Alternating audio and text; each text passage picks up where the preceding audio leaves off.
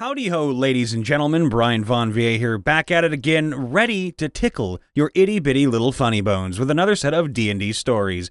This time we've got, What was your funniest roll-to-one moment, Part 2.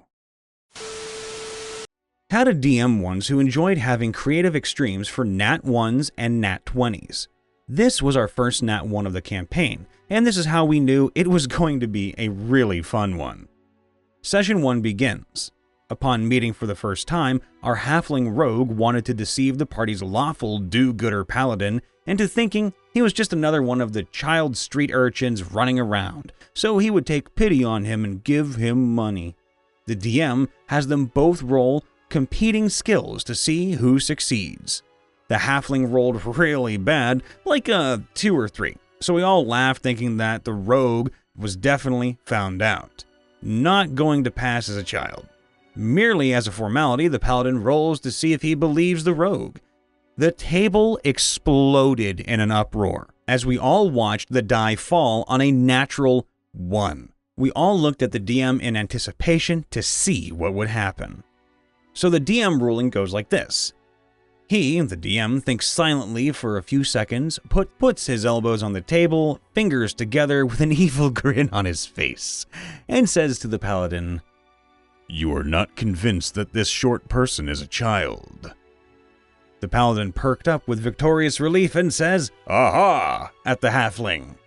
But then the DM continued, "Because you don't even know what children are." Okay, oh no.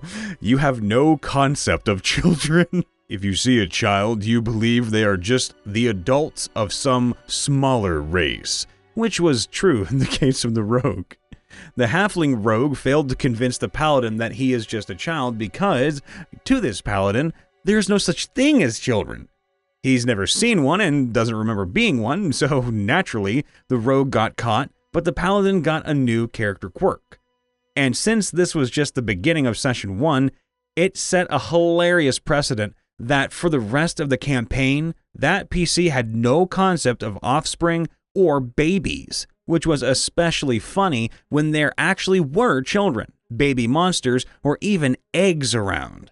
The players all loved it, including the paladin, and it made for some great roleplay. My group still recites the DM's line sometimes if there is a Nat 1 on a skill check. You don't know what children are. So, I was DMing an underwater campaign. We don't have a lot of those, so I really appreciate this story already. And an NPC scout described a ruined city and theorized that it was built by the Kuo-toa. The bard made a history check, Nat 1. I told him that Kuo-toa was a kind of cake, so his character immediately seized on the idea that the city was made of cake. The summoner, whose elevator doesn't go all the way to the top floor, believed him wholeheartedly and bit a chunk out of a wall.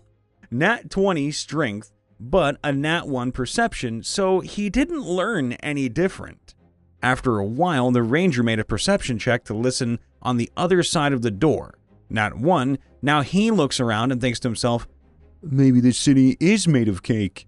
Let me tell you, exploring a sunken city of the dead in the inky depths of the sea has a very different feel when 3/4 of the group believes it's made of cake.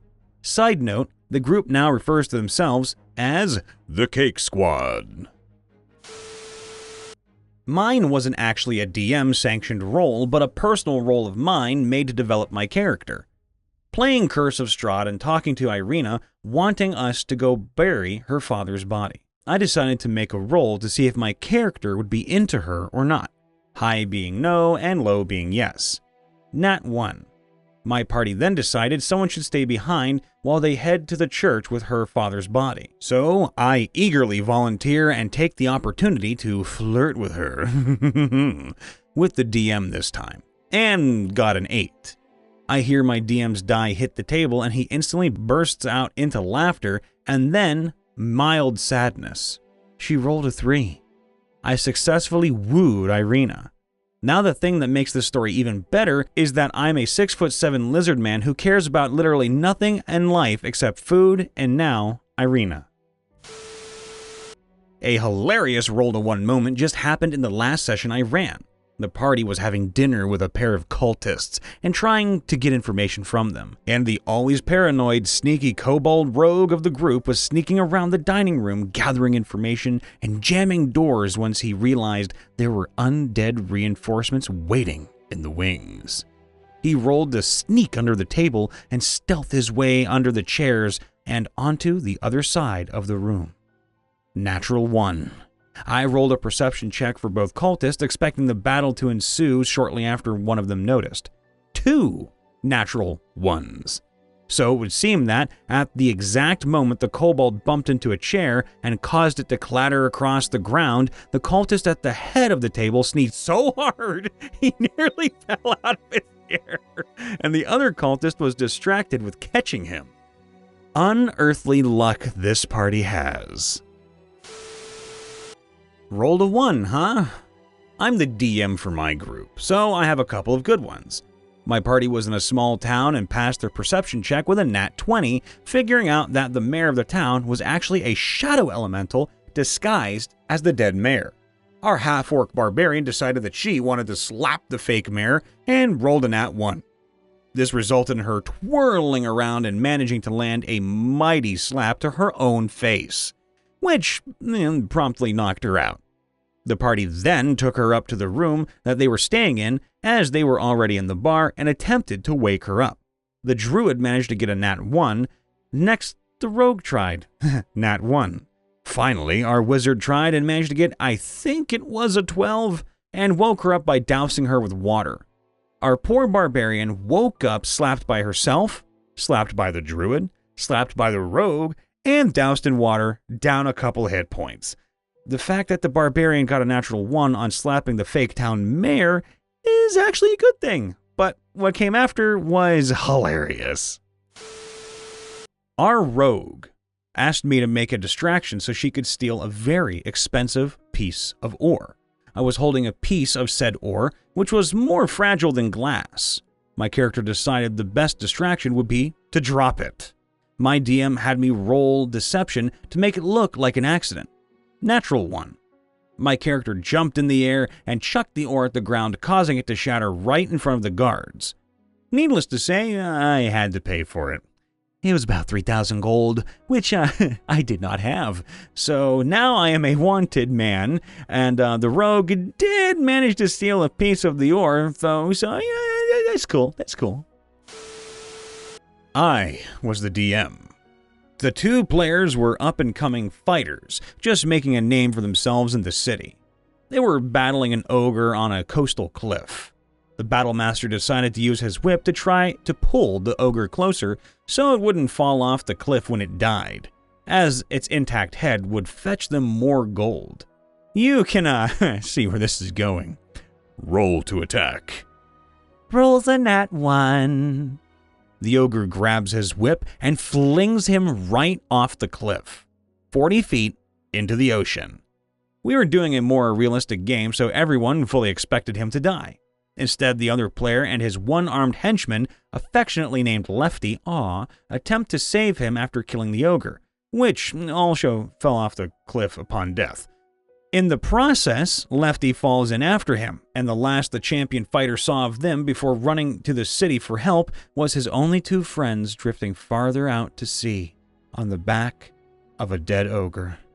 That's how a natural 1 completely derailed the campaign. They're still stranded at sea, and I honestly find the whole situation quite amusing. Mine is rather simple.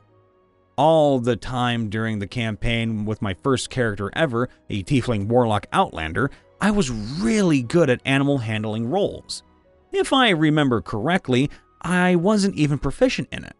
I befriended birds full of Disney princess style, etc. Then we were in an underwater city, which I don't remember a lot about, to be honest, but we were wearing some globe around our head to breathe. I found a fish and started petting it because I was curious as a character what it was. Nat 20 animal handling, Nat 1 nature. It was the most venomous and poisonous animal in the area, and I was petting it so good, it wanted to follow me. might have also wanted the bugs I had in my bag. I never did figure out what the animal was, kept failing the roll to find out what it was. Since it was a fish, though, it couldn't follow us once we left the ocean. I was a player in a Star Wars-themed D&D game. We were scouting out a Tusken Raider camp, and I rolled to try to see any raiders. Nat 1. My character looked directly into the sun. Okay, fine, I'll try again. Another Nat 1. My character looks directly into the sun again. Now my character is fully blind in one eye and mostly blind in another.